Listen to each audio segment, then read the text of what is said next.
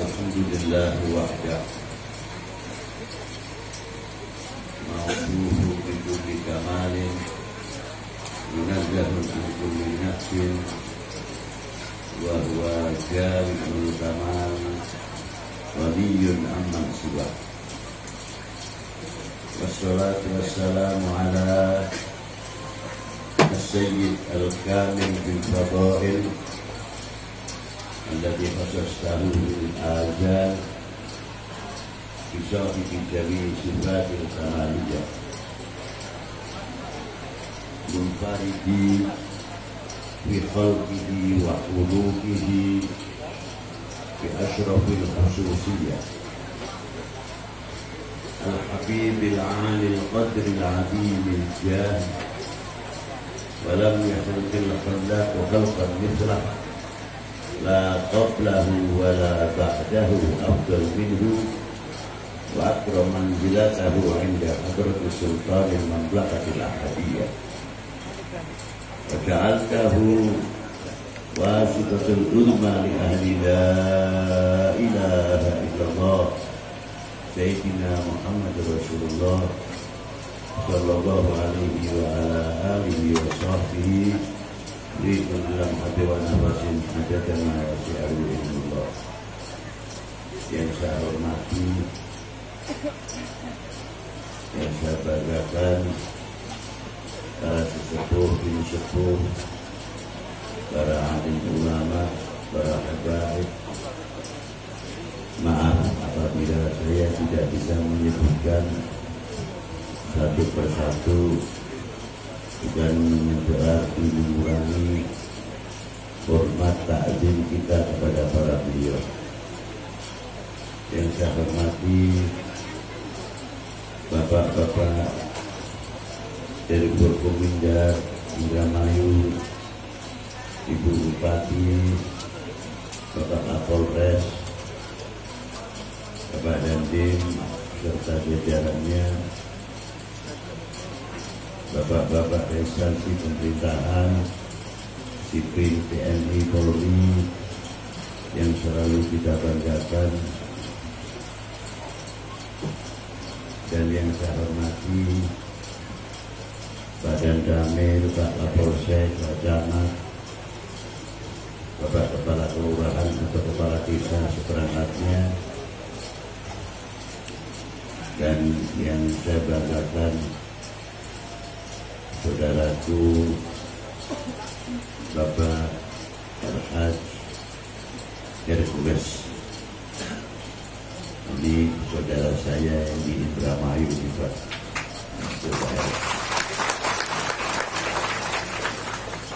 Semoga para sesepuh, bini sepuh, para alim ulama, para pejabat, para pimpinan diberi kekuatan dohiron berkeadilan dalam memajukan wilayahnya sehingga maju agamanya, maju ekonominya, maju pertaniannya, dan tidak terlepas keamanannya. Dohiron berkeadilan dijauhkan dari segala penyakit. Ma'asyiral muslimin rahimakumullah. Memang yang namanya khol tidak ada istilah bosan. Yang namanya mauludan ya tidak ada istilah bosan. Seumpama yang kholik yai atau habaib di mana saja, ya kemarin dibaca manakibnya itu, tahun ini pun dia kembali, tidak kurang tidak lebih, yaitu tahun depan pun yaitu sama.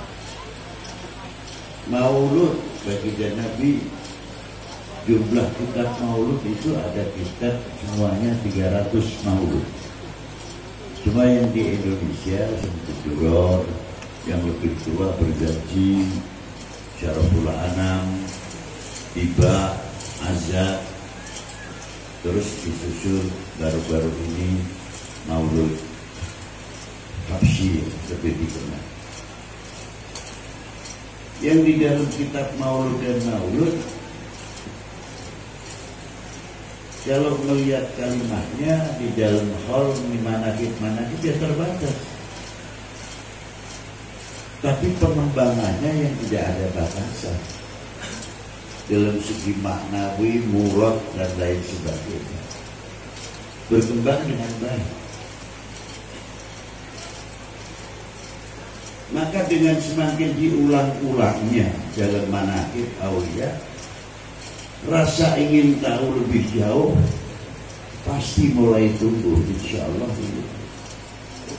Dan ingin menyelusuri, ini kiai dari mana asal usulnya, kok disebut, padahal yang disebut bukan nama desanya desa orang lain, tapi dimakamkan di tempat desa yang lain.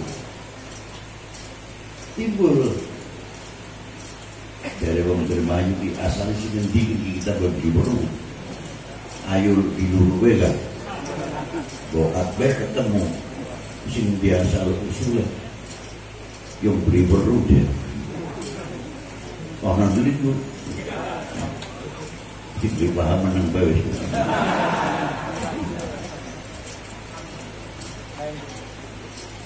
Ya inilah istimewanya di dalam kita mencatat, menulis tentang pentingnya manaqibul auliya, lebih-lebih Maulidin Nabi sallallahu alaihi wasallam. Yang saya takutkan ke depan, bila sejarah-sejarah tokoh-tokoh ulama, tokoh-tokoh habaib, tokoh-tokoh pendiri bangsa ini semakin menipis, semakin hilang, sehingga banyak yang melupakan. Maaf ya,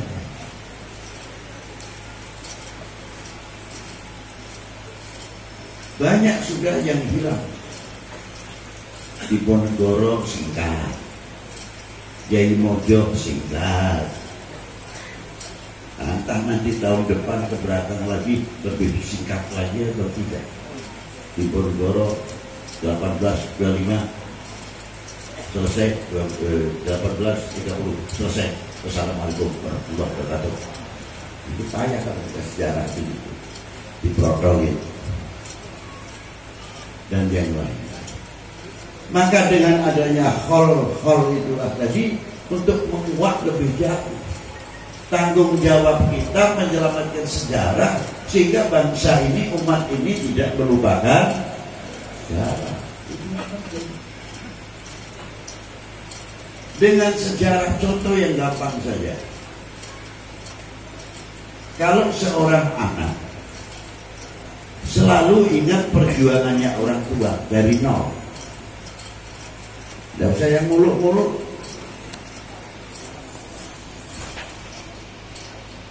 dari rumah ngintil mertua sampai di rumah dewek, rumah gubuk, sampai jadi gedung,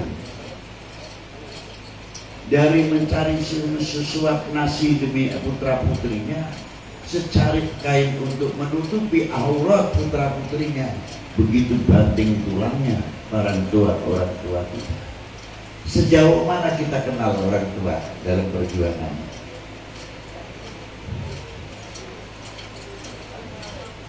Kita yang jadi anak terkadang makan enak, tidak, belum tentu ingat sama orang tua.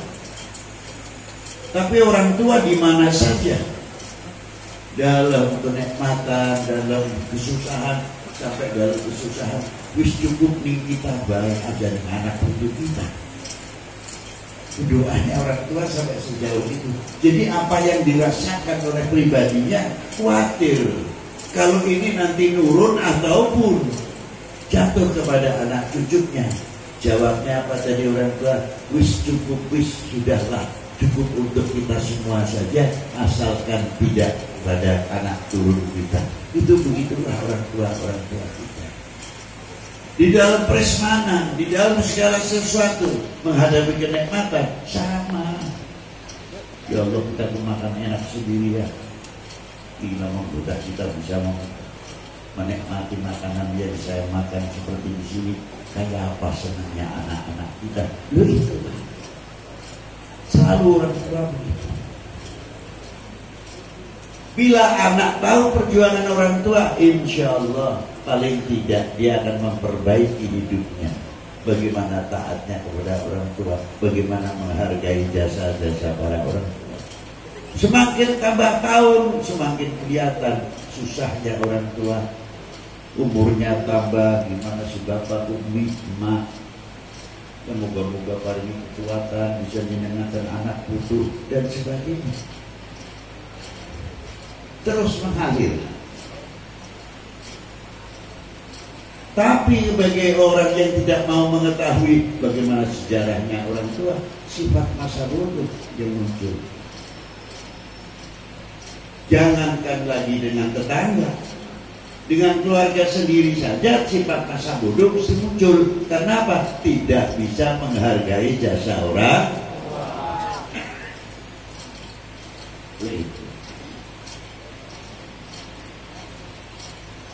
Bagaimana sejarah ini? Kalau umat dan bangsa ini sudah merupakan perjuangan-perjuangan,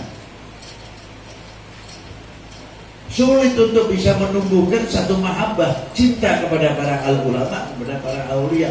Alhamdulillah muncul kholnya Habib Fulan bin Fulan, Habib Fulan bin Fulan, Al Fulan, tidak pernah lupakan. Entah itu dari As-Saqaf sendiri, Al-Aidrus, dari Al-Atas, dari Segaf dan lain sebagainya. Muncul satu persatu, regenerasinya tidak akan melupakan sejarahnya. Lagi muncul lagi para ulama, para kiai sepuh. Selalu kita angkat kembali sejarah-sejarah para beliau. Tujuannya apa? Supaya umat ini selalu mengingat perjuangan para beliau. Kita sudah mempunyai kontribusi apa?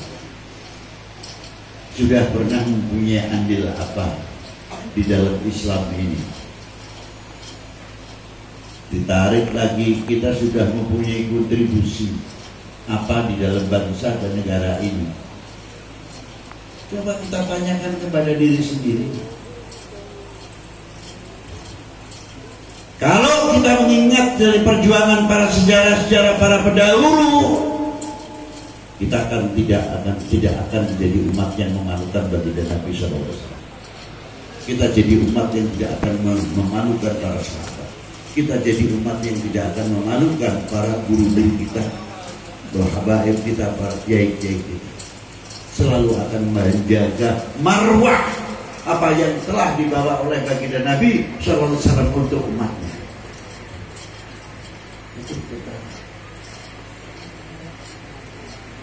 Dari itu sering saya bawakan hadis waktu ayat ini turun, qul in kuntum tuhibbunallaha fattabi'uni yuhibbukumullah. Ayat ini kunci sebetulnya. Di mana letak kuncinya? Dalam perintah Allah apa? Fattabi'uni. Ini di sini. Kuncinya itu di situ. Untuk mendapatkan yuhibbukumullah, ya di situ fattabi'uni. Untuk mendapatkan tingkatan-tingkatan, ya di situ kuncinya fattabi'uni yuhibbukumullah, baru akan mendapatkan dicintai oleh Allah Subhanahu wa ta'ala. Katakanlah kekasihku kepada umatku, bila kalian benar mencintai aku. Rasulullah disuruh berkata, katakanlah kepada umatmu, ya Habibi, fattabi'uni, ikutilah aku. Bukan itu ikutilah kami atau kita. Langsung kalimatnya mufrad, tidak menggunakan jamak sama sekali. Baru menggunakan kalimat umum apabila ikuti fattabi'uni yuhibbukumullah. Itu hebat. Mau jago tafsir yang luar biasa, ikut baginda Nabi. Mau tahu hadisnya baginda Nabi, ikut baginda Nabi, dan lain sebagainya. Dalam pintunya Al-Quran untuk tahu jauh mana menafsirkan Al-Quran, fattabi'uni. Dari situlah kita akan kenal lebih jauh isi apa yang ada di Al-Quran, bukan dogma saja, tapi dogma yang universal dan university. Tinggal kita mempunyai konteks sejauh mana kita bisa menafsirkan, sejauh mana kita bisa mengerti Al-Quran. Itulah istimewa. Maka sahabat bertanya kepada beliau, sejauh mana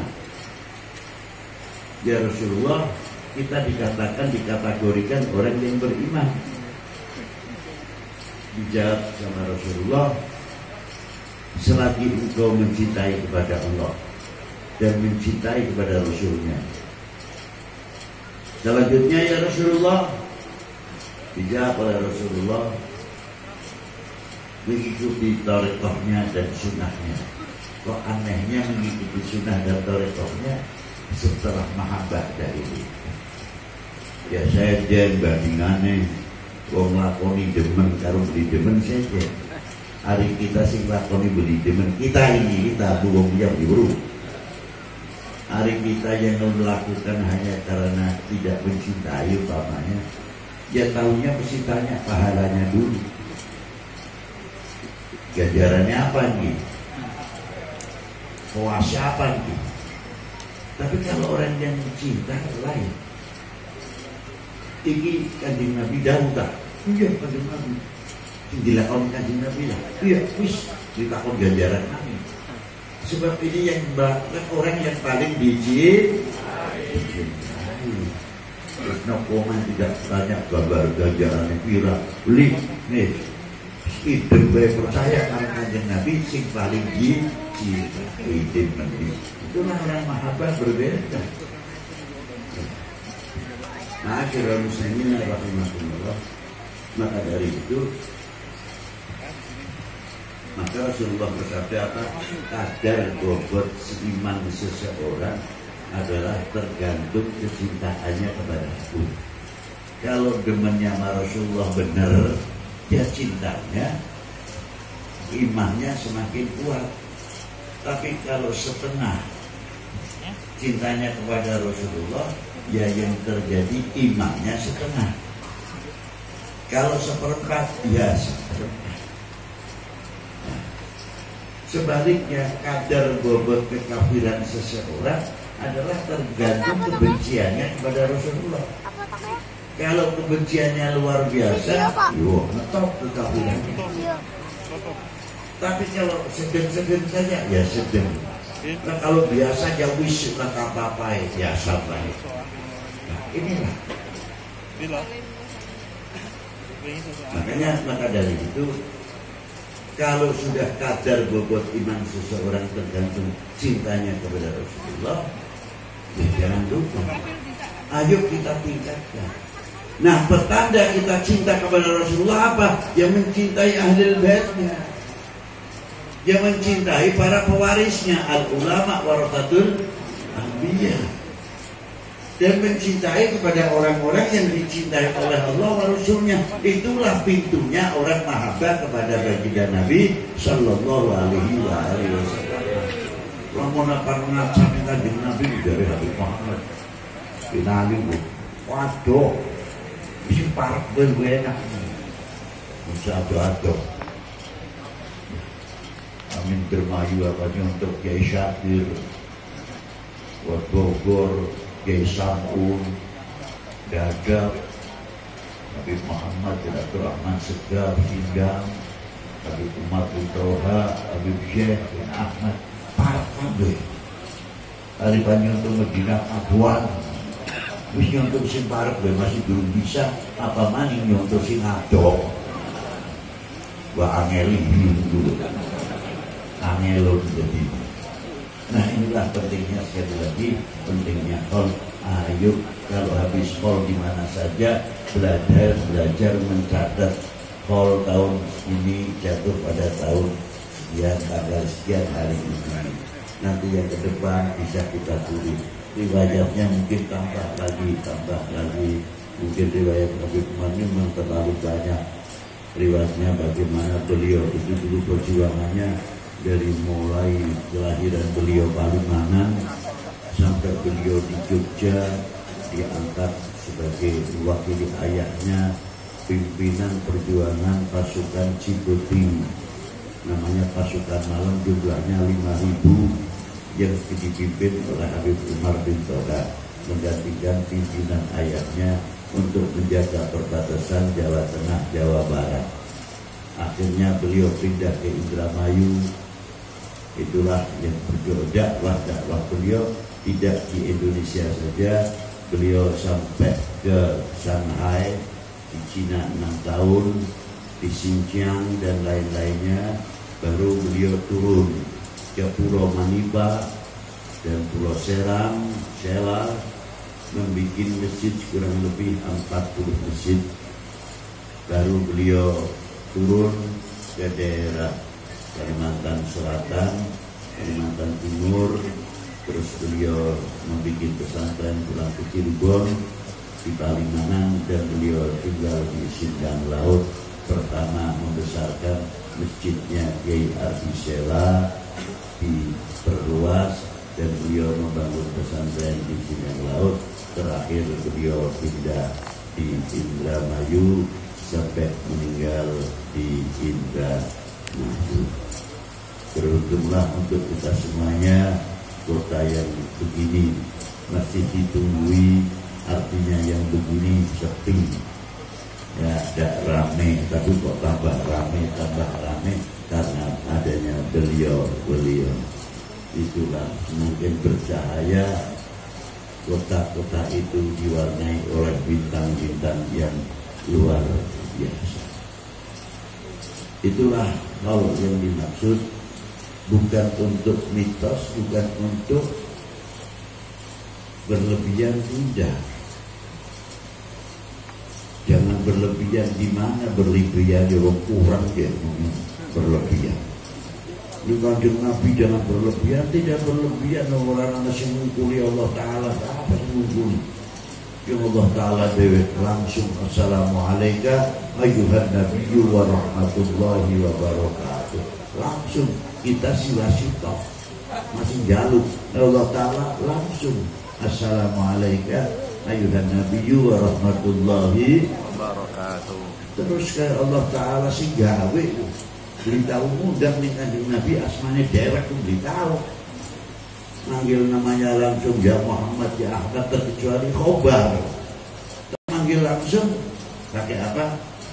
Pakai gelarnya Yasin, ya Muzammil dan lain sebagainya. Allah Ta'ala telah mendidik untuk umat baginda Nabi SAW al-akhlak wal adab, sehingga baik hormati bari gaweane. Nah lalu kita dewek pun menghormati apa nih? Allah Ta'ala yang menciptakan, tapi menghargai cipta yang memanggil untuk kita sebenarnya. Padahal yang namanya panggilan itu meningkatkan kewibawaan. Coba kalau kita bisa ngerti unggah-ungguh, yang wajib dipanggil mas, yang wajib dipanggil kang, mamang. Insya Allah wibawa itu meningkat. Ya, sirah udah perlu murid dulu itu masih ramli. Ya iya, tetapi kita pun pernah katakan ke anak tua. Ya kita kewajiban mengundangi kamu pamannya. Hebat. Orang akan menilai, lu itu bagus tergali nasab. Bagian RT Neno, kita ngundang Pak RT, bukan T dikira. Bagaimana kampungnya berwibawa? Ngundang RT sekarang berdewa gua ya. Mana kuning ini dulu. Mana aduh. Padahal sudah menjadi bapak sesak desanya. Bagaimana walaupun umurnya muda, kita tetap menghargai Pak Lurah. Itu meningkatkan kewibawaan di dalam wilayahnya. Nah kalau sudah kubunya berwibawa, RT-nya berwibawa, tokoh-tokoh sesepuhnya berwibawa, insya Allah desanya aman. Pendidikan akhlak itu sudah sejauh itu. Sekali lagi, mari kita hasil oleh-olehnya. Kalau kita kembali dari kol ini, oleh-olehnya apa?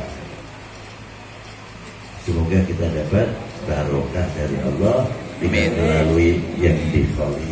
Amin. Sayyidi Habib Umar bin Toha bin Hasan bin Toha bin Muhammad bin Syekh bin Ahmad bin Yahya. Semoga kita pulang dengan membawa karomah yang diberikan oleh Allah kepada beliau. Amin. Kita mengadakan saluran, mendapat kecipratan untuk kita, untuk keluarga kita, dan kita bisa anak-anak cucu kita sedini mungkin tidak akan melupakan sejarah, menambah mahabbah kepada baginda Nabi SAW, mahabbah kepada ahli baitnya, mahabbah kepada keluarganya, mahabbah kepada para sahabat, mahabbah kepada para ulama wal awliya. Demikian yang bisa saya sampaikan. Semoga Allah Ta'ala memberikan kemanfaatan kepada kita semuanya. Allahumma amin ya rabbal alamin. Wassalamualaikum warahmatullahi wabarakatuh.